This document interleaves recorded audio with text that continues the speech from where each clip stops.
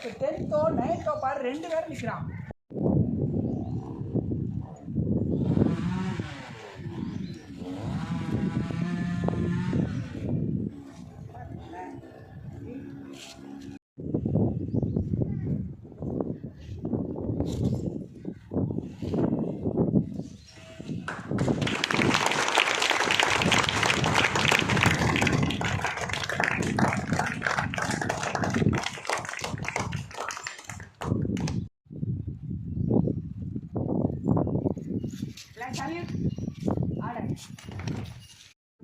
அதை நாம் குடியரசு நாளாக கொண்டாடுகிறோம். அதனுடைய விரிவுரையை நம்முடைய குடியரசு வந்தது, குடியுரிமை தந்தது, அகிம்சை வென்றது, விடுதலை பெற்றது.